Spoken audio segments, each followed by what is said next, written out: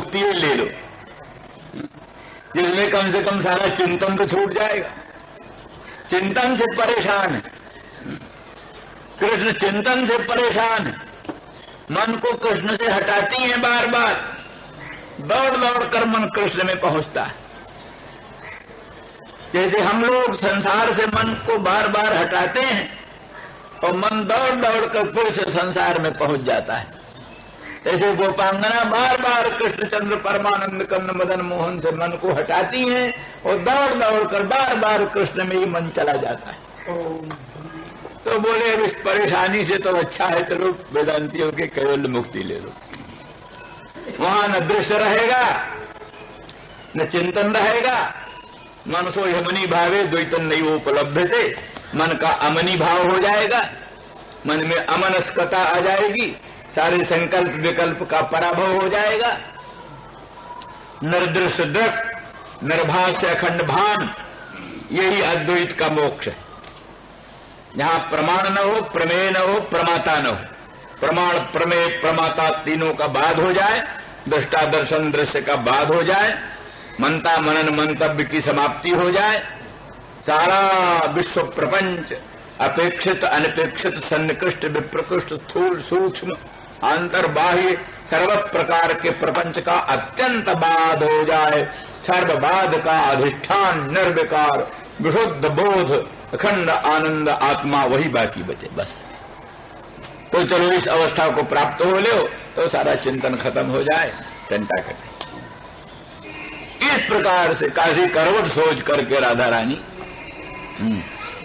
वेदांत जो है वेद का जो चरम भाग है उसी के विचार में संलग्न। ये भी तो पीछे बताया उद्धव जी ने जो ज्ञानवान कहा, वो ज्ञान का मतलब यही था कि वो ज्ञान थोड़ा वो प्रेम के संकोच में हेतु होगा। ऐश्वर्य की बात भी प्रेम के संकोच में हेतु होता है। जो बाल्य भाव से कृष्ण को अपना लाडले लाल समझकर नंदरानी यशोदा कृष्ण को अपना लाडला लाल समझकर प्यार करती हैं, वो निर्भर प्रेम रागानुगा प्रीति किसी को रोके रुकई नहीं किसी तरह से, उस प्रीति को थोड़ा संकुचित करने के लिए अरे कृष्ण का कोई माता नहीं, कोई पिता नहीं, कोई आकार नहीं, कोई प्रकार नहीं, कोई बंधु नहीं, वो तो उदासीन है, अखंड है, अनंत है, निर्विकार है, सर्वदृश्य प्रपंच के अधिष्ठान है, साक्षी है, ये कहने से थोड़ी सी वो अवस्था में कुछ थोड़ा शांति हो। इसी तरह से गोपांगना जो कृष्ण को अपना प्राणनाथ प्रीतम पर प्रेमास्पद हृदयेश्वर मानकर उनके चरणारविंद में अपना सर्वस्व अर्पित किए, प्रतिक्षण उनके दर्शन के लिए लालायित उनके नेत्र हैं, अपने नयन के फूलों का पावड़ा डालती हुई भगवान के आगमन की बाट जो हो रही हैं, और वो करते करते निराश हो रही हैं, तो निराश होकर उनके मन में थोड़ा आश्वासन देने के लिए चलो निर्गुण निराकार निर्विकार की बात सुनाओ, इनको थोड़ा सा मन कुछ। तो इसीलिए भगवान ने कहा था पहले सूरदास जी के शब्दों में, सूरदास जी ने कहा उद्धव जी से भगवान ने कहा कि भाई हमने इन गोपांगनाओं ने अपना सर्वस्व मुझ में अर्पण कर दिया, तो उसके ब्याज में सूद के रूप में अपना सारा धन दौलत, सारा मन अंतःकरण अंतरात्मा प्राण सब कुछ उन्होंने मेरे में अर्पित कर दिया। अब उसके सूद के रूप में, ब्याज के रूप में हमने उनको सामीप्य मुक्ति देना चाहा, नहीं लिया। सारूप्य और सामीप्य मुक्ति देना चाहा, वो भी नहीं लिया। सालोक्य मुक्ति देना चाहा, वो भी नहीं लिया। सायुज्य मुक्ति देने की बात थी, वो ज्ञान से होती। तो उद्धव तुम जाओ उनको ज्ञान दो, और ज्ञान से अगर वो सायुज्य मुक्ति ले लें तो फिर हम तुम्हारे मथुरा में रहेंगे। अगर कहीं उन्होंने सायुज्य मुक्ति भी न लिया, तुम्हारा ज्ञान भी न लिया, तो भी भैया हम उद्धव तुम्हारा ब्रज मथुरा छोड़ करके वहीं जाएंगे, गाय चराएंगे और गोपांगनाओं के पास रहेंगे। सूरदास जी ने तो अर्थात ये इस शर्त पर है कि ज्ञान दो, अगर ज्ञान से वो कैवल्य ले लें तो फिर ठीक है, अगर कैवल्य भी नहीं लेती पर सिवा हम अपने आत्मसमर्पण को छोड़ करके दूसरा हमारे पास कोई रास्ता है नहीं, दूसरा कोई हमारे पास रास्ता नहीं है। यही मार्ग है कि हम स्वयं उनके पास जाएं और गाय चराएं और उनके पास रहें और उनकी मनोभावना का पूर्ण रूप से पालन करें, यही एकमात्र लक्ष्य है। तो ऐसी परिस्थिति में ये कैवल्य इस कोटि का इनकी दृष्टि से अति कैवल्य, अति दुर्लभ कैवल्य परम पद, निगम पुराण वेद आगम बद, वेद पुराण निगम आगम बद, वेद पुराण निगम आगम सब कैवल्य को बड़ा दुर्लभ पद कहते हैं। तत्व ज्ञान से, अद्वैतात्म साक्षात्कार से कैवल्य पद मिलता है। तो लेकिन जो प्रेम का अनुरागी है, प्रेम का जो भिखारी है, उसके सामने एक तरफ अखंड वैभव, अनंत साम्राज्य और एक तरफ प्रेम के मार्ग में भिखारी बन करके भटकना, उसको यही पसंद है। तो ये सारी स्थिति है। और वस्तु दृष्टिया भगवान वही है जो निराकार, निर्विकार, निर्गुण ब्रह्म, वही सच्चिदानंद घन सगुण साकार कृष्णचंद्र परमानंद कंद। इसलिए वस्तु स्थिति तो अंत तो गत्वा एक ही।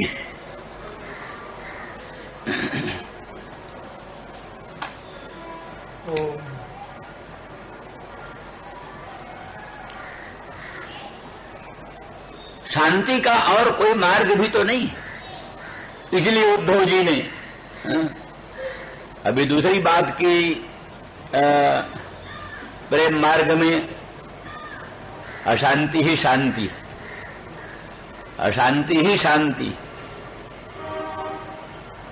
एक है प्रेम पत्तनम, प्रेम पत्तनम नाम का ग्रंथ है रसकोत्तंस का, रसकोत्तंस महात्मा हुए हैं बड़े त्यागी। तो उन्होंने कहा प्रेम पत्तन में, पत्तन माने एक नगर, जैसे पूना को पत्तन कहते, पुण्य पत्तनम, पूना को पत्तन कहते, पुण्य पत्तनम, ऐसे एक पत्तन होता, ऐसे एक प्रेम का पत्तन है प्रेम पत्तनम। तो प्रेम पत्तनम में कहते इस संसार से सब उल्टी चीज, इस संसार में जो चीजें हैं सब उल्टी उससे। यहां का जो दुख है वही वहां का सुख, जो यहां का सुख है वही वहां का दुख, जो यहां का धर्म है वही वहां का अधर्म है, जो यहां का अधर्म है वही वहां का धर्म है। सब इस संसार से विलक्षण, इस संसार में जो वस्तुएं हैं वो सब प्रेम पत्तन में उनसे विलक्षण। यहां का अंधकार वहां का प्रकाश, यहां का प्रकाश वहां का अंधकार, यहां का तम त्याज्य है वहां का तम ग्राह्य है। कहते हैं और जगह तो तम हे होता है, और गोपांगना कहते तम अंधेरा होगा। तो प्रीतम सम्मिलन के लिए अभिसारिका को प्रीतम के अभिगमन में तम अनुकूल है, अभिसारिका को प्रीतम के अभिगमन में तम अनुकूल है। कहते हमारे मथुरा के 24 लोग संकल्प पढ़ने लगे, तो भाद्रपद मास से कृष्ण पक्ष कहा क्या कह रहे हो चौबे जी, तो क्या नाम शुक्ल पक्ष है। अरे बोला तू क्या जाने, हमारे यहाँ कृष्ण पक्ष रहता है, यहाँ कृष्ण पक्ष रहता है, यहाँ कौन शुक्ल पक्ष होता है। तो भाव ये है कि प्रेम पत्तन की दशा, जो यहाँ की अशांति वही वहां की शांति, तो यहाँ का दुख है वही वहां का सुख है। इसलिए कहते हैं उनके दुख का एक कण, उनके दुख के एक कण के बराबर अनंत कोटि ब्रह्मांड का अनंत अनंत आनंद भी तराजू पर बराबर नहीं ठहरता। तौलने लगे तो तराजू के एक पल्ले पर भगवत विप्रयोग जन तीव्र ताप का एक कण धरे और अनंत ब्रह्मांड के अनंत अनंत आनंद को धर दें दूसरे पल्ले पर। तो भगवत विप्रयोग जन तीव्र ताप के एक कण में जो आनंद आता है वो अनंत ब्रह्मांड के अनंत अनंत आनंदों में भी वो सुख नहीं। ये बात कोई संकीर्ण नहीं है, विचार किया है अगर रोना अगर दुख है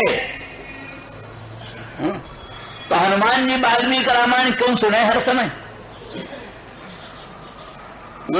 वाल्मीकि रामायण तो सुनने में रोना ही होना होता है, और क्या होता है?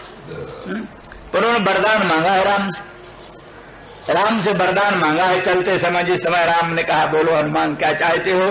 बोले हम यही चाहते हैं, अभी आपके मंगलमय नामामृत का पान करते करते मुझे तृप्ति नहीं हुई, और आपका चरित्रामृत श्रवण करते करते तृप्ति नहीं।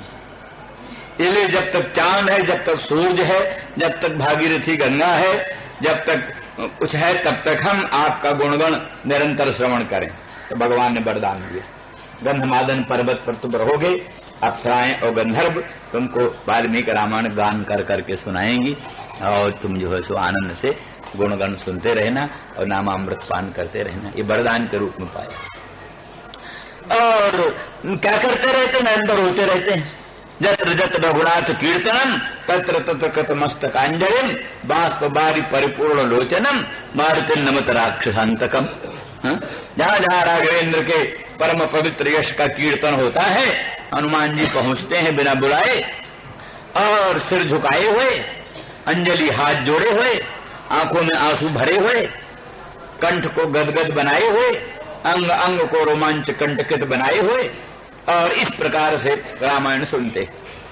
तो अगर रोना धोना दुख होए, करुण रस अगर दुख होए, तो हनुमान जी उसको वरदान के रूप में क्यों मांगते? इसलिए उस करुण रस में बड़ी शांति होती। राम का चरित्रामृत रसास्वादन करते करते दो बूंद भी आंखों में आंसू के आ जाएं, तो बड़ी शांति प्राप्त होती है, बड़ा सुख प्राप्त होता है। ये आनंद, ये सुख ऐसा अद्भुत होता है कि दुनिया के किसी सुख में वो आनंद नहीं मिलता। इसलिए उनकी अशांति ही सर्वोत्कृष्ट शांति। तो अस्तु, इसलिए काचित कोई गोपांगना, काचित ये कौन है? यहां राधा तो नाम लिया नहीं, कौन है गोपांगना? तो कहते के प्रेमात्म के सुखे असमन्तात चित ज्ञानम जस्या सा काचित के प्रेमात्म के सुखे। कम का सुखम अर्थ है, कौन सुख? तो प्रेमात्म के सुखे, के प्रेमात्म के सुखे असमन्तात चित ज्ञानम जस्या सा काचित। प्रेमात्मक सुख संबंधी सम्यक ज्ञान है जिसको, जो राधा रानी वृषभानुनंदिनी और कुछ नहीं जानती, केवल निरंतर अखंड अनंत दिव्य प्रेम कोई जानती। प्रेम कोई ध्येय ज्ञेय परमाराध्य, प्रेम कोई अपना सर्वस्व मानती।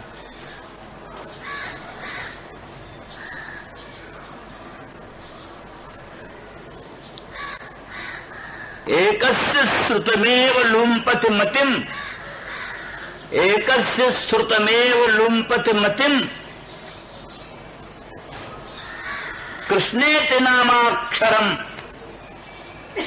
सांद्रोन्माद परंपराम उपजनयत् अन्यस्य वंशीरवः। सांद्रोन्माद परंपराम उपनयत्यन्यस्य वंशीरवः। एष स्निग्ध घनद्युतिर् मनसिनो लग्नपटे वीक्षणात्। धिंग में पुरुषत्रये मतिरभूत मन्ने मृत्यु श्रेयसीम। राधा रानी तो रोने लग गई। सखियां थी, ललिता विशाखा प्रभृति, बहुत समझाने लगी। सखी क्यों आप संतप्त हो रही, बताओ तो। बोले अब हम अपना प्राण त्याग दें। बोले क्यों? मेरी बुद्धि में 3 पुरुष आ गए, 3 व्यक्ति में मेरा प्रेम हो गया। एक साधु सती पतिव्रता का 3 में प्रेम हो जाए, ये तो चारित्र भ्रंश, पातिव्रत भ्रंश। बोलो सो कहिए। सो यूं हुआ, एकस्य श्रुतमेव लुम्पति मतिम कृष्णेति नामाक्षरम। एक पुरुष, एक का जो नामाक्षर है, एक का जो नामाक्षर है, वो मेरी मति को लुप्त कर दिया। कृष्णेति नामाक्षरम, कृष्ण ये जो नाम का अक्षर है, कृष्ण इस नाम का जो अक्षर है, वो मेरे कानों में आया और मेरी मति को लुप्त कर दिया। मति विलोप हो गया, मनोनाश हो गया। मनोनाश, इसको वेदांती कहते हैं मनोनाश। हाँ? जो परम पुरुषार्थ है मनोनाश, वासना क्षय, तत्व ज्ञान, मनोनाश। कृष्ण के नामाक्षर ने मेरे कानों में आकर मेरी मति को बाधित कर दिया, लुप्त कर दिया। है ना दूसरा एक, ब्रीडाम विलोड़यति लुंचति धैर्य मार्ज भीतिम भिनत्ति परिलुंपति चित्त वृत्तिम नामैव जस्य कलितम श्रवणोपकंठे दृष्टस्य किन्न कुरुतात सखी मद विधानाम। सखी, कृष्ण का ये मंगलमय नाम मेरे श्रवण के उपकंठ में आया, नजदीक, ठीक ठीक श्रवण में आने के पहले ही कानों के नजदीक आया कृष्ण नाम। क्या चमत्कार किया, बीड़ा विलोड़े, कुलांगना स्वभाव सुलभ जो लज्जा है, उस लज्जा को विलोड़न कर डाला, मथ डाला, बेहाल कर दिया। बीड़ाम विलोड़े, लुंचत धैर्यम, धैर्य को नोच डाला, छिन्न भिन्न कर दिया। कृष्ण नाम सुनते ही मेरी लज्जा नष्ट हो गई, कृष्ण नाम सुनते ही मेरा धैर्य भंग हो गया।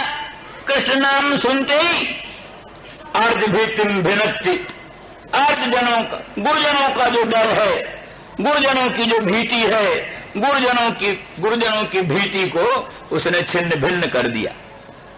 तो नामयो जैसे कलितम श्रवणोपकंठे, श्रवण के उपकंठ में जिसके आए हुए नाम ने ये चमत्कार दिखाया। सखी, अगर उनका दर्शन हो जाएगा तो क्या होगा। बीड़ाम विलोड़े लुंचत धैर्य मार्ज भीतिम भिनत्ति परिलुम्पति। तो यहाँ ये दूसरा श्लोक है, एकस्य श्रुतमेव लुम्पति मतिम कृष्णेति नामाक्षरम। एक का कृष्ण ये नामाक्षर सुनने से ही मेरी मति लुप्त हो गई, मनोनाश हो गया, मति लुप्त हो गई। असांदोन्माद परंपरा उपनयत वह। तो एक दिन एक का बंशी निनाद मेरे कानों में आया। बंशी निनाद किसी के मंगलमय मुखचंद्र का सुमधुर अधर सुधारस वेणु छिद्रों में प्रविष्ट होकर, वेणु गीत पीयूष रूप में प्रकट होकर मेरे निरावरण कर्ण कुहरों में सन्निविष्ट हो गया।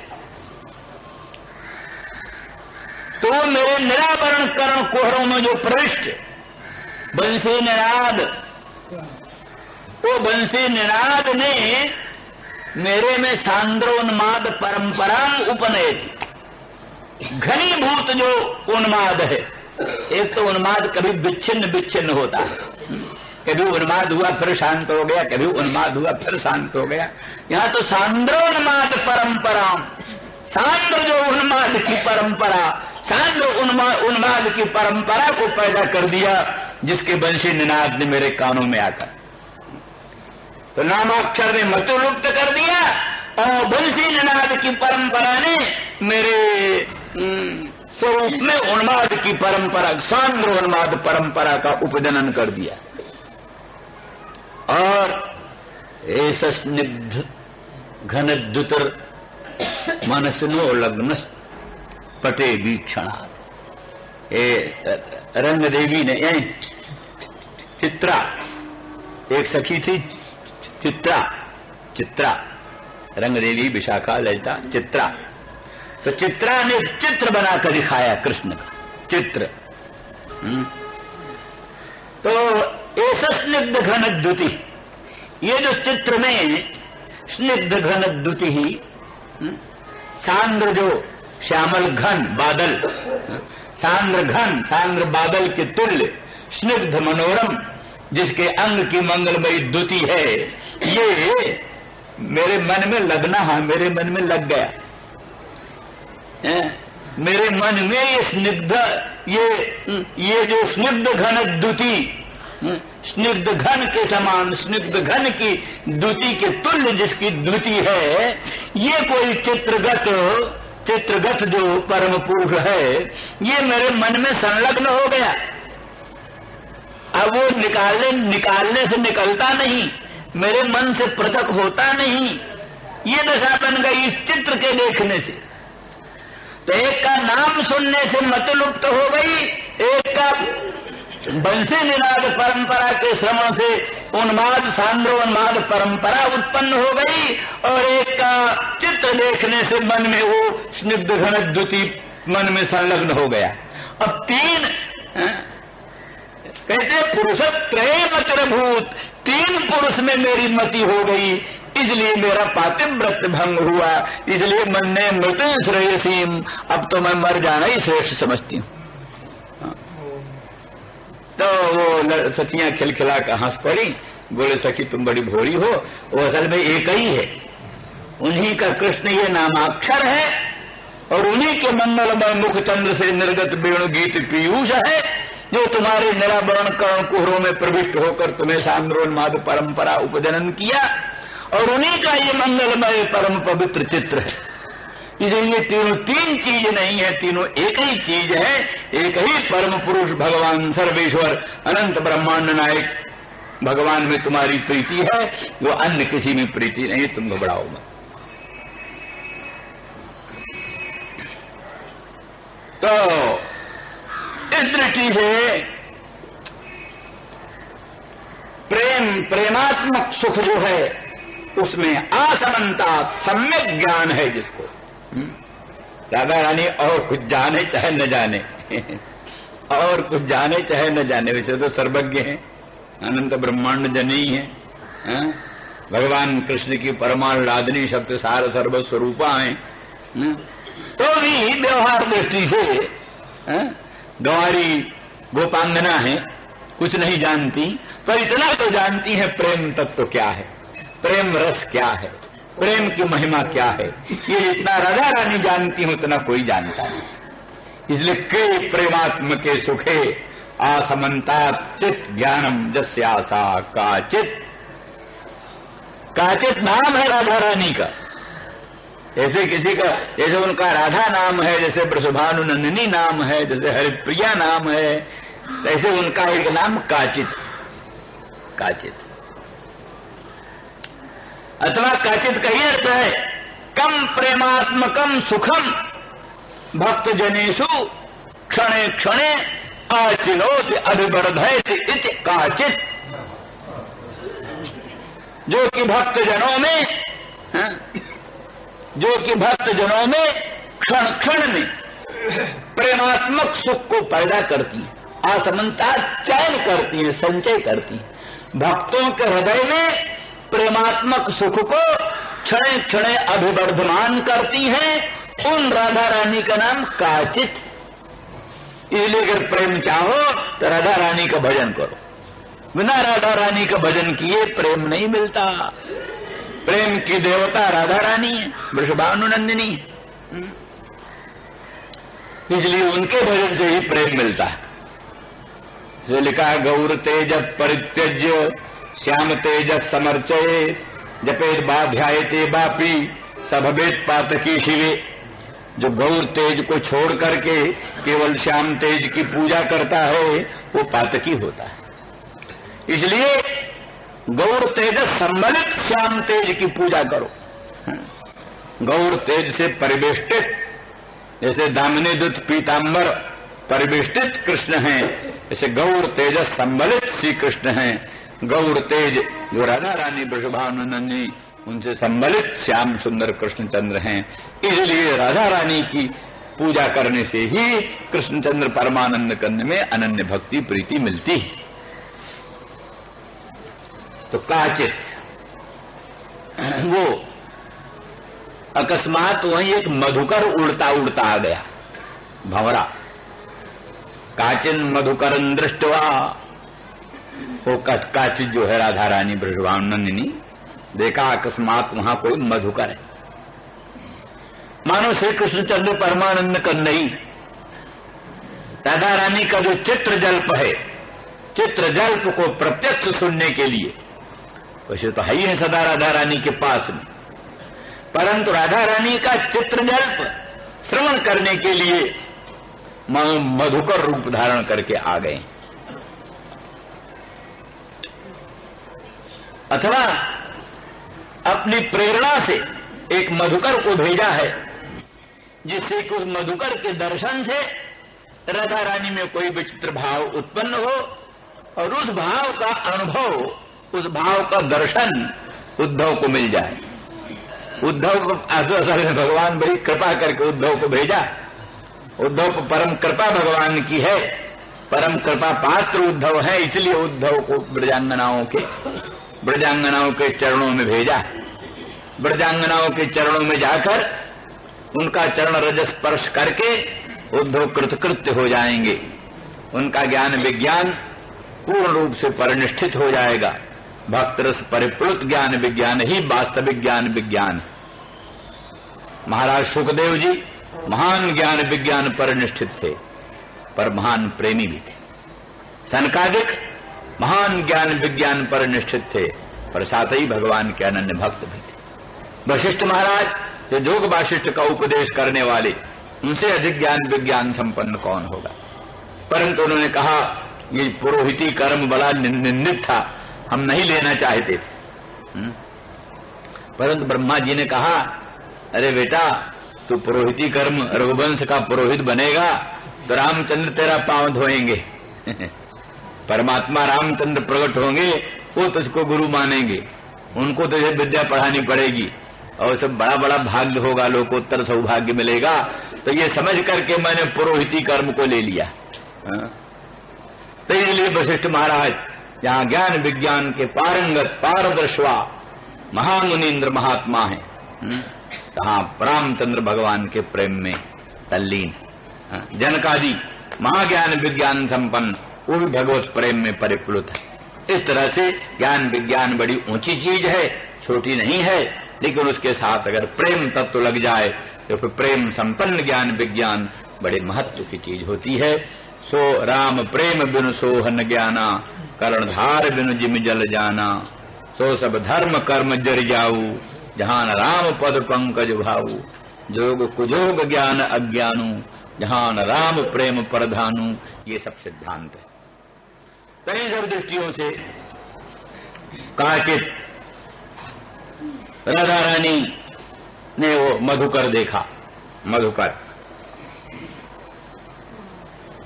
काचिन मधुकरन दृष्टवा, कैसा मधुकर है, जैसा कृष्ण का रूप वैसा ही रूप मधुकर। मधुकर की नीलिमा बड़ी सुंदर होती, नजदीक से देखो नीलिमा, नीला काला नहीं होता, मधुकर काला नहीं होता। नजदीक से देखो, ध्यान देकर देखो, ये ध्यान से देखो कि मधुकर का रूप कैसा, कृष्ण का रूप कैसा रहा होगा और मधुकर का रूप कैसा। इस अभिप्राय से देखो तब पता चलता है। तो श्यामल स्वरूप है मधुकर का और पंख पीला। कई मधुकर का पंख पीला होता है,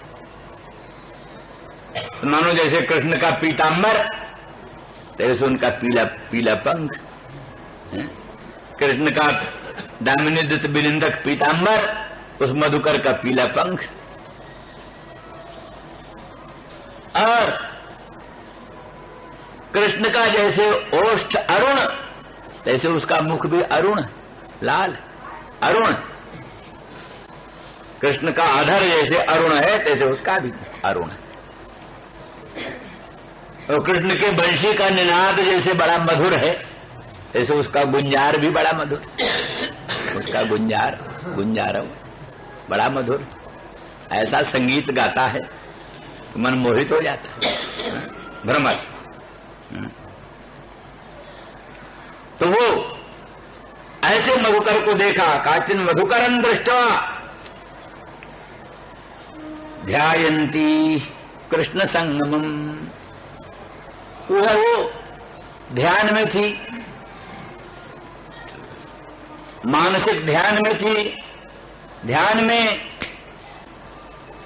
देखती थी भगवान श्याम सुंदर ब्रजेंद्र नंदन मदन मोहन श्री कृष्णचंद्र उनके साथ, राधा रानी वृषभानु नंदिनी। वो तो स्फूर्ति में स्वप्न में बार बार कृष्ण का दर्शन होता है, बार बार कृष्ण का अनुभव होता है। तो और लोगों को तो जो विश्रम्भक प्रधान प्रेम वाली, उनको तो मालूम पड़ता है कि सचमुच हम श्री कृष्ण का समागम हमको निरंतर प्राप्त हो रहा है, कृष्ण के बाहर जाने की कथा सब काल्पनिक भ्रांति।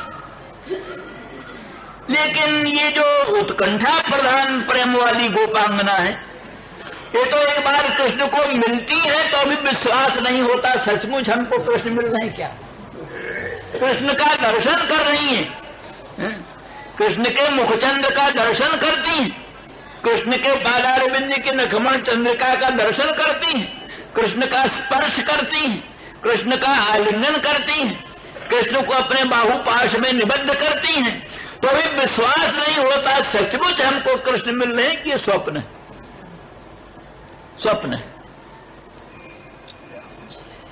उत्कंठा प्रधान प्रेम की हाल, इसीलिए तो मिले ही रहत मानो कबहु मिले ना, सदा मिले रहते हैं।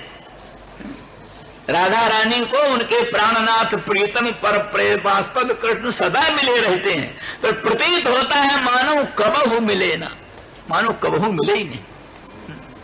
अर बरात निषिदिन मिलिबे को मिले ही रहत मानो कबहु मिले ना। तो उत्कंठा प्रधान प्रेम की एक अवस्था है, एक वैचित्री अवस्था होती है, जिसमें कि भ्रम के तुल्य भ्रमाभा वैचित्री अवस्था होती, भ्रम के तुल्य होती है, भ्रम जैसा होता है वैसा ही होता है, भ्रम के तुल्य। उसी वैचित्री अवस्था का वर्णन है, अंके स्थिते पिदयते किमिपि प्रलापम हा मोहनेत मधुरम विदधत्त कस्मात्, प्रीतम प्राणनाथ पर प्रेमास्पद अंक में ही विराजमान है, सर्वांगीण संश्लेष संपन्न है, अंतरात्मा से अंतरात्मा, अंतःकरण से अंतःकरण, मन से मन, प्राण से प्राण मिले हुए हैं, एकम एक हैं, तो भी उनको ऐसा विप्रलंब प्रतीत होता है मानो मदन मोहन श्याम सुंदर कभी मिले ही नहीं। कोई सुनता है उसके विरहजन तीव्रता के उद्गारों को तो समझता है इस बिरहिणी को इसके प्राणनाथ प्रियतम जुग जुगांतर में कल्पांतर में कभी मिले ही नहीं। तो वो ध्यायन्ती कृष्ण संगमम, कृष्ण के संगम का ध्यान करती हुई मनसा श्री कृष्ण के संगम का अनुभव करती हुई और अकस्मात मधुकर को देखती है, मधुकर को देख करके प्रिय प्रस्थापितं दूतम कल्पयित्वेदम अब्रवीत, कल्पना करती है मेरे प्राणनाथ ने, मेरे प्रियतम ने मुझे आश्वासन करने के लिए अपने एक दूत को भेजा। ये भ्रमर नहीं है, ये मधुप नहीं है, मधुकर नहीं है, ये मेरे प्रियतम प्राणनाथ का भेजा हुआ दूत है, ये मुझे आश्वासन करने के लिए आया या मुझे मनाने के लिए, मेरा मान निराकरण करने के लिए, मुझ मानने का मान निराकरण करने के लिए प्राणनाथ का भेजा हुआ ये दूत है। इसलिए प्रिय प्रस्थापितं दूतम कल्पयित्वेदम अब्रवीत, प्रिय प्रस्थापितं प्रेषितम, प्रिय प्रस्थापितम, प्रिय से प्रेषित प्रस्थापित दूत समझ कर, दूत की कल्पना करके इदम अब्रवीत बोली। अब फिर विशेष बात कल होगी। श्री राम जय जय राम। वो गोपी विशिष्ट गोपी। यहां गोप्य ऊंचू नहीं है, गोपी उवाच, एक गोपी कोई, वही काचित, जिसका अर्थ काचित का है।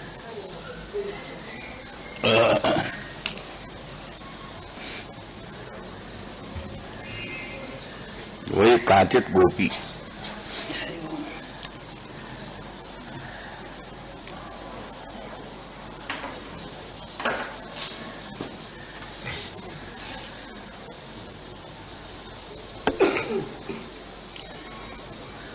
गोपी का अर्थ है जो अपने भावों को, दो बात है, एक तो गोपी का अर्थ सरल सुगम। नागरिक स्त्रियां जो होती हैं, चाहे नागरिक पुरुष चाहे नागरिक स्त्रियां, वो इतने सरल और स्वच्छ हृदय के नहीं होती, उनमें बहुत जाल पौरे भरा रहता है, नागरिक स्त्रियों में नागरिक पुरुषों में। लेकिन जो ग्राम में जन हैं, ग्रामों में रहने वाले, वे अधिक सरल और अधिक स्वच्छ हृदय के होते हैं। अभी गत दिनों तक पहाड़ की यात्रा हम लोग करते थे, वहां वस्तुओं को छिपाने की जरूरत नहीं पड़ती थी। किसी चट्टी पर कोई चीज अगर भूल गई तो दूसरे दिन तीसरे दिन फिर आओ तो वहीं मिल जाए, कोई उसके लिए खतरा नहीं होता था। और बड़ा से बड़ा मालटाल लेकर के पहाड़ी कुली सामान लेकर चलते थे, उनसे कोई खतरा नहीं होता था। तो माने जहां ये रेल का और मोटरों का प्रपंच नहीं फैला हुआ है, वहां अब भी बहुत कुछ सरलता है, सरलता। और जहां ये सब चीजें पहुंच गई, वहां मालूम होता है रेल के साथ, मोटर के साथ कलयुग भी पहुंचता है। तो कहने का अभिप्राय कि गांव के रहने वाली, गोष्ठ की रहने वाली गोपी, वो जितना सरल स्वच्छ हृदय से भगवान का चिंतन करती है, भगवान को प्राप्त करती है, इतनी सामर्थ्य अन्य लोगों में नहीं।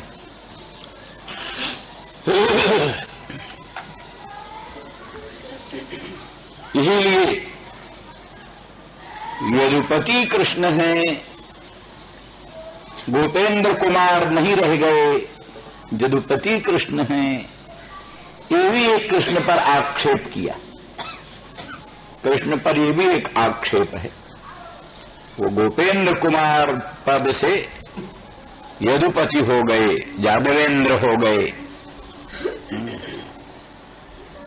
अब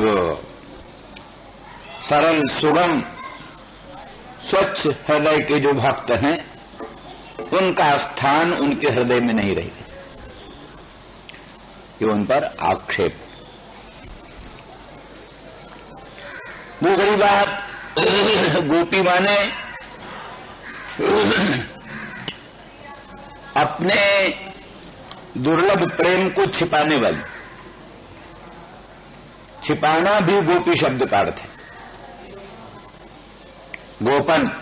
गोपन क्रिया, छिपाने की क्रिया। कोई धन को, साधारण धन को छिपा कर रखता है, साधारण धन को छिपा कर रखता है, सब न जाने।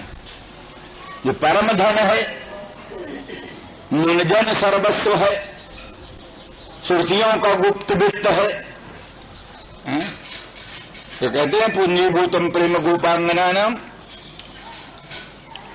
मूर्तिभूतम भागधेयम यदूनाम, और एक ही भूतम गुप्त वित्त श्रुति नाम।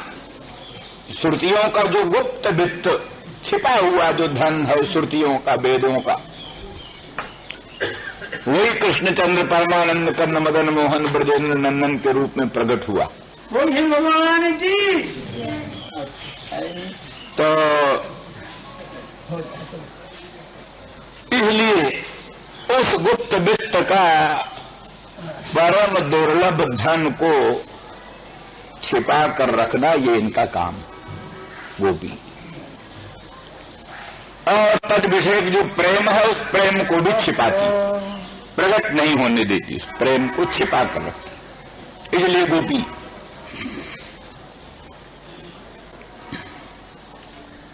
तो विशेष करके काचित गोपी अर्थात जो प्रेमात्मक सुख में जिसका असमन्तात ज्ञान है, सम्यक ज्ञान है, वो गोपी, अथवा प्राणी जो अनुरक्त भक्त हैं, अनुरक्त भक्त में जो प्रेमात्मक सुख को क्षणे क्षणे अभिवर्धमान करती है, आचिनोति, प्रेमात्मकम सुखम आचिनोति, कम प्रेमात्मकम सुखम आचिनोति काचित। तो इस तरह से प्रेमात्मक सुख को असमन्ता संचित करती है, अभिवर्धित करती है, बटोरती है, अभिवर्धन करती है, इसलिए काचित। तो वो गोपी और विशिष्ट गोपी, पूर्वोक्त गुण तो सामान्य गोपियों में भी होता है, लेकिन ये विशिष्ट गुण जो है ये साक्षात राधारानी वृषभानुनंदिनी नित्य निकुंजेश्वरी के असाधारण गुण है।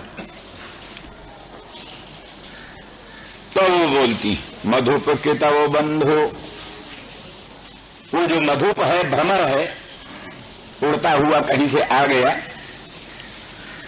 उसको देख करके और ध्यायन्ती कृष्ण संगमम। अभी अभी स्फूर्ति में एक भावना में स्फुरण होता है, भावना जनित जो प्रतीति होती है,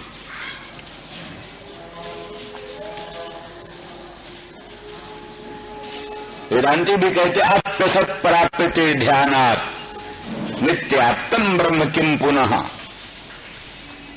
कहते हैं असत वस्तु भी ध्यान से प्राप्त हो जाती, असत वस्तु जो है नहीं, उसी का चिंतन करने लग जाओ, ध्यान करने लग जाओ, थोड़े दिन में वही वस्तु प्रकट हो जाती। अप्यसत प्राप्यते ध्यानात्, बोले फिर नित्यात्म ब्रह्म किम पुनः, जो ब्रह्म नित्य प्राप्त है वो ध्यान से मिल जाए, इसमें क्या संदेह। नित्य सिद्ध वस्तु ब्रह्म वो ध्यान से मिल जाए, इसमें संदेह की बात ही नहीं। अप्यसत प्राप्यते ध्यानात्, असद वस्तु भी ध्यान से मिल जाती। प्रसिद्ध है कि विधुर परिभावित कामिनी साक्षात्कार। विधुर जो पुरुष है, पत्नी वत्नी है नहीं समीप में, तो भी चिंतन करता करता मृत पत्नी का चिंतन करता करता उसका साक्षात्कार करने लगता है। विधुर परिभावित कामिनी साक्षात्कार। विचार किया गया है कि ये अप्रमाण होता है, ये साक्षात्कार जो है, ये साक्षात्कार स्वयं प्रमा रूप नहीं है, यथार्थ ज्ञान रूप नहीं, क्योंकि भावना जनित है, प्रमाण जनित नहीं। जो ज्ञान प्रमाण जनित है वही ज्ञान प्रमा होता है, जो ज्ञान प्रमाण जनित नहीं है, निर्दोष प्रमाण जनित जो ज्ञान नहीं है वो ज्ञान प्रमा नहीं। इसीलिए कहा प्रसंख्यान से, वाचस्पति भामतीकार ने खंडन किया, जो लोग कहते प्रसंख्यान से ब्रह्म का साक्षात्कार होता है। वेदांतों का श्रवण करके वेदांत द्वारा निराकार, निर्विकार, निर्गुण, अद्वैत, अनंत, अखंड ब्रह्म को परोक्ष रूप से जान करके उसी को दीर्घकाल निरंतर सत्कार पूर्वक पुनः पुनः पुनः पुनः चिंतन करते करते उसी को कहते प्रसंख्यान, उसी को प्रसंख्यान कहते। उस प्रसंख्यान से ब्रह्म स्वरूप का साक्षात्कार होता है। एक पक्ष ही है प्रसंख्यान से। जैसे गांधर्व शास्त्राभ्यास जन्य संस्कार संस्कृत मन की सहायता से कान शब्दगत खड्जत्वादी धर्मों को साक्षात्कार करने लगता है। केवल श्रोत्र तो शब्द सामान्य को ग्रहण कर सकता है, लेकिन गांधर्व शास्त्र के अभ्यास से जन्य जो संस्कार, उन संस्कारों का जो प्रचय माने बाहुल्य, अधिकाधिक गांधर्व शास्त्राभ्यास जन्य संस्कारों का जो समुदाय, उस समुदाय से संस्कृत जो अंतःकरण, उस अंतःकरण सभ्यपेक्ष अंतःकरण सहित जो स्तोत्र है, वो स्तोत्र शब्दगत विशेषता जो है षड्गत्वादी, उसको भी साक्षात्कार करने लगता है। ऐसे होते थे मन जो है वो आत्मा के साक्षात्कार में निश्चित कारण है। नैयायिक आदि मानते हैं मन आत्मा के ग्रहण में कारण है। आत्मा का ज्ञान मन से होता है, मन कारण है। जैसे स्रोत रूप के साक्षात्कार का कारण है, चक्षु स्रोत का शब्द के साक्षात्कार का कारण है, नेत्र रूप के साक्षात्कार का कारण है, ऐसे आत्मा के साक्षात्कार का कारण मन है। वो मन आत्म सामान्य का दर्शन कर सकता है, पर आत्मा की ब्रह्मात्मकता, आत्मा की ब्रह्मरूपता का दर्शन करने के लिए वेदांत शास्त्र का अभ्यास चाहिए। वेदांत शास्त्र के अभ्यास से जनित जो संस्कार प्रचय, उस संस्कार प्रचय से युक्त जो मन है, वो मन आत्मा की ब्रह्मरूपता का भी साक्षात्कार करने लगता है, इसे उन्होंने कहा। तो ये सब है प्रसंख्यान का पक्ष। पर उसका भी वाचस्पति में से खंडन करते हैं। प्रसंख्यान एक प्रकार की भावना है, मन तो कारण है, बात ठीक है, लेकिन प्रसंख्यान को जो तुम साक्षात्कार हेतु मानते हो, ये प्रसंख्यान स्वयं प्रमाण नहीं है। प्रमाण न होने के कारण इससे उत्पन्न होने वाला साक्षात्कार भ्रमात्मक होगा, विदुर परिभावित कामनी साक्षात्कार के तुल्य इत्यादि। तो कहने का मतलब इस सबसे हमारे कहने का इससे मतलब है कि ये वेदांत सम्मत सर्वसम्मत है कि माने असद प्राप्यते ध्यानात्, असद वस्तु भी ध्यान से मिल जाती है, असद वस्तु भी ध्यान से साक्षात्कृत हो जाती है।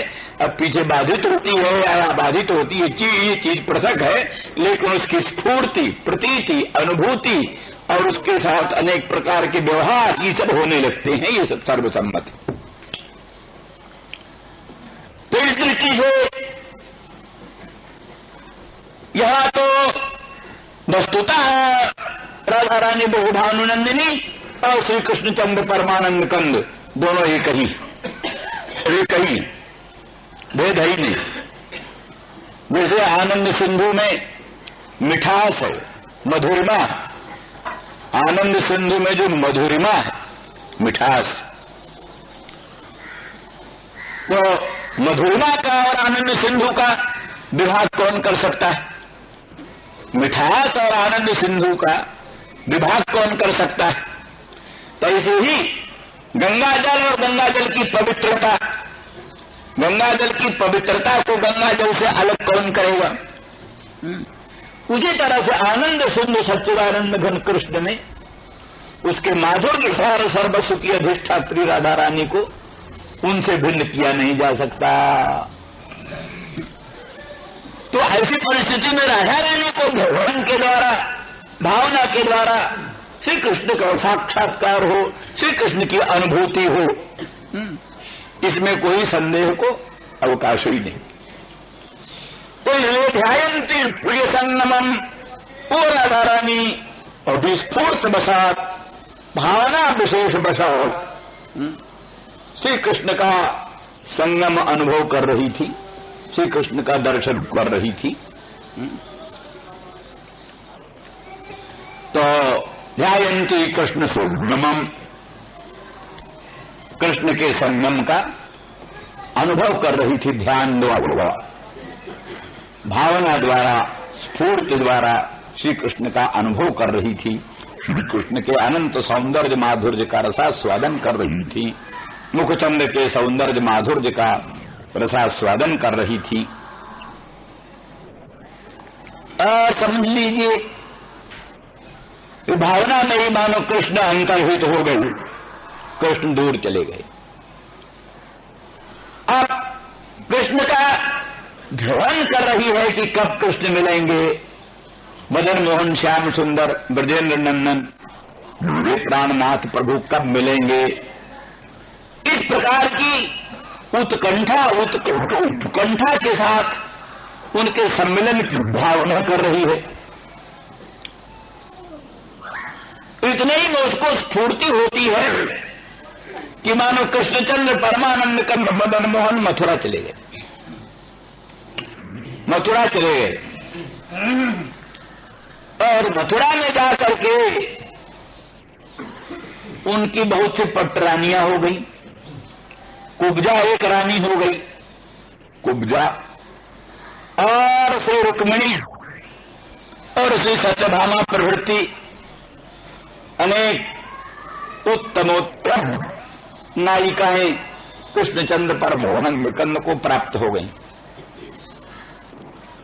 अब वो ध्यायन्ति कृष्ण संगमम माने अभ्यस्याः अन्यासाम्बा जब कृष्ण संगम तम ध्यायन्ति। अन्य जो नायिकाएं हैं, अन्य नायिकाओं का जो श्री कृष्णचंद्र परमानंद कंद का संगम, उस संगम का ध्यान करने लगी। इतने ही में उसकी बुद्धि में सामने आ गया भ्रमर, भ्रमर आ गया मधु। तो उसको कल्पना होती है कि मानो श्याम सुंदर मदन मोहन ब्रजेंद्र नंदन उन नागरी स्त्रीजनों से असंतुष्ट होकर और हमारा ही मान मनाने के लिए, हमको पुनः प्रसन्न करने के लिए एक दूत भेजा। ये दूत है, ये मधुकर नहीं है, भ्रमर नहीं है, मेरे श्याम सुंदर, मेरे प्राणनाथ प्रियतम भगवान श्री कृष्णचंद्र का ये दूत आया, मनाने के लिए हमको आया। इसलिए प्रिय प्रस्थापितम दूतम कल्पयित्वेदम अब्रवीत कल कहा।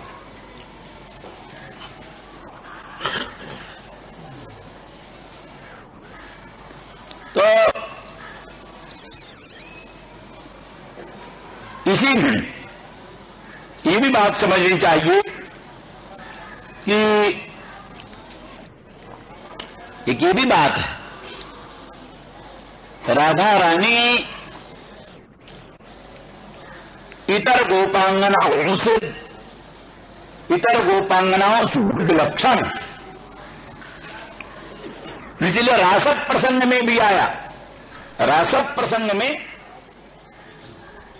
भगवान संपूर्ण गोपांगनाओं को छोड़कर अंतर्हित हो गए, छिप गए, लेकिन राधा रानी वृषभानुनंदिनी को नहीं छोड़। राधा रानी वृषभानुनंदिनी का सामान्य गोपिकाओं से उच्च स्थान है, इसलिए सकल गोपांगनाओं से अंतर्धान होने पर भी राधा रानी वृषभानुनंदिनी को लेकर अंतर्धान हो गए। ये पंचाध्यायी में है। राधा रानी नाम यद्यपि वहां भी नहीं है, राधा रानी नाम नहीं है वहां, तो एका कोई विलक्षण नाम क्यों नहीं दिया? अब नाम क्यों नहीं लिया ये भी प्रश्न है, और उत्तम प्रश्न है, व्यापक प्रश्न है। नाम न लेने का हेतु यही हो सकता है, कुछ लोग कल तो कहते सुखदेव जी का मंत्र था राधा, सुखदेव जी ही मंत्र जपते थे, तो कोई भी अपना मंत्र प्रकट नहीं कहता। रुद्री हम लोग करने लगते हैं अभिषेक, तो गायत्री मंत्र आता है तो उसको धीरे से कहते हैं, उपांशु, चुप होकर कहते हैं अंतर्मुख। और मंत्रों को बोल रहे हैं, वो भी एक मंत्र ही है, नमस्ते रुद्रमन्य वो खबे नमा, सब बोल रहे हैं धड़ाधड़। गायत्री मंत्र है, चुप धीरे से। क्यों? ये मंत्र है, ब्राह्मणों का मुख्य मंत्र है गायत्री मंत्र। तो मंत्र अपना मंत्र गुप्त भाषण, मंत्र गुप्त भाषण, गुप्त भाषण का ही नाम मंत्र होता है। इसलिए सुखदेव जी महाराज ने अपना मंत्र समझ करके उसका नाम नहीं लिया। तो इसलिए पुराणों में नाम है ये। ब्रह्मवैवर्त में, पद्म पुराण में राधा का खूब नाम है, विस्तृत नाम है। तो एक समाधान ये है। दूसरी समाधान ये है कि मुख्य रूप से व्यापक सिद्धांत परोक्ष प्रिया ये ही देवा, देव परोक्ष प्रिय होते हैं। व्यवहार में भी किसी पुरुष का सीधा नाम ले रहे हो, अमुक अमुक नाम ले लें, तो उसको अच्छा नहीं लगता। तो कहें पंडित जी, सामवेदी जी, तो बड़े प्रसन्न हो जाएंगे, ठीक है। हाँ, तो पंडित जी सामवेदी जी कह दें तो प्रसन्न होंगे, और हे अमुक जी तो फिर वो अच्छा नहीं लगेगा किसी को भी। किसी महात्मा का भी सीधे नाम ले लो, नहीं प्रसन्न होगा। महाराज जी, स्वामी जी कहो, हाँ बड़े प्रसन्न होंगे, हाँ ठीक, बड़ा भक्त है महाराज जी, स्वामी जी। इस तरह से जब सामान्य लोग भी अपना नामोच्चारण अपमान समझते हैं, तो फिर जो देवाधिदेव श्री कृष्ण भगवान की भी जो उपास्या है, श्री कृष्ण भी जिसकी उपासना करते हैं, आराधना करते हैं, तो वो राधा रानी का नाम ऐसे सीधे कैसे ले लिया जाए? इसलिए उनका परोक्ष रूप से ही नाम लेना चाहिए। परोक्ष रूप से नाम लिया ही है, एक काचित नाम उसी का तो है। एका प्रधाने मुख्य च, एक शब्द भी प्रधान का अर्थ होता है, मुख्य का अर्थ होता है। आनंद वृंदावन प्रभु मुख्या नाम से निर्देश है, मुख्या नाम से। और रास पंचाध्यायी में राधा राध साध संसिद्धौ धातु भी दिया। अनयाराधितो नूनम भगवान हरि ईश्वर, इससे अधिक क्या कहेंगे? राधिता वशीकृता हरि ही अनया इति राधा, हरि को वशीकृत कर लिया है जिसने, अपने बस में हरि को जिसने कर लिया है, उसका नाम राधा। तो राध साध संसिद्धौ धातु का ही राधा बनता है, उसी का ये प्रयोग है। राधिता अनया हरि ही, हरि ने इसने हरि को राधित की है, स्ववशीकृत किया है। इससे अधिक राधा का नाम निर्देश की अपेक्षा और क्या? ऐसा उपदेश वेदों में मिलता है। इंद्र कहना है, इंद्र को कहते हैं इदंद्रम संतम एनम इंद्र नित्याचक्षते, उसका नाम तो इदंद्र है।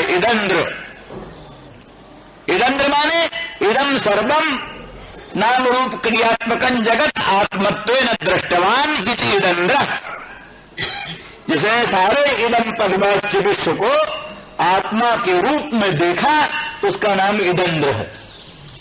पर इदंद्र नहीं कहते, इदन इंद्र कहते हैं, छिपाकर। सीधे इदंद्र न कह करके इंद्र कहते। ऐसे चतुर्होत्र संतम एनम चातुर्होत्र इत्याचक्षते, है चतुर्होत, चतुर्भुर होते चतुर्हुतम, तो चातुर्होत्र कहते हैं, चतुर्होत्र नहीं कहते। कुछ उसमें जोड़ करके या सब बढ़ा करके किसी का नाम मिलो तो श्री श्री श्री श्री जी महाराज, अष्टोत्तर शतश्री समन्वित महाराज जी, लो नाम लो तो कुछ जोड़ो और विशेषण लगाओ, विशेषण लगा के जोड़ो। तो इसलिए इंद्रम को इंद्र कहा, चतुर्होतम को चातुर्होत्रम कहा। ऐसे ही वेदों में अनेक उदाहरण हैं जहां पर किसी उच्च देवता का नाम निर्देश तो करते हैं, लेकिन उसको परोक्ष रूप से करते हैं, प्रत्यक्ष रूप से नहीं करते, क्योंकि कहते प्रत्यक्ष द्वेषः, प्रत्यक्ष से द्वेष करते हैं देवता, प्रत्यक्ष नामोच्चारण से द्वेष करते हैं, इसलिए प्रत्यक्ष नाम नहीं लेते। इसीलिए राधा रानी का नाम सीधा न लेकर के राधिका वशीकृत हरि अनयायित राधा। कुछ लोग कहते सकंधवादित्वात् पर रूप मान करके शकंधु शकंधु, उसी तरह से राधाम इतः राधिका, राधाम बीच में है सुस्पष्ट ही राधा है, राधाम इतः गता हरि च राधिका, इस तरह से राधा नाम सुस्पष्ट ही आ जाता है। और एक जगह एक भक्त ने और कहा राधावंतो महाभटा, तो है वहां पर अवल में आधावंत है, लेकिन बीच में रहा विसर्ग, और विसर्ग से संधि हो गई, रा बन गया, तो बोले राधावंत, बोले राधा उपास्यत्वेन अस्ति एषाम इत राधावंत, राधा है उपास्य रूप में जिसका, वो राधावान। तो राधावान जो लोग जो महाभट हैं वो बड़े वीरता के साथ लड़ रहे थे, क्योंकि राधा उनके हृदय में थी।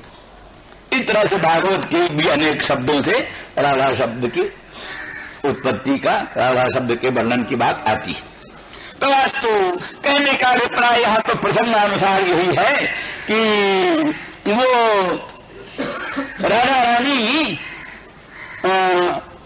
राजपंचाध्यायी में भी उनका एक विशिष्ट अस्तित्व है, एक पृथक अस्तित्व है, सामान्य गोपांगना जनों से पृथक अस्तित्व है।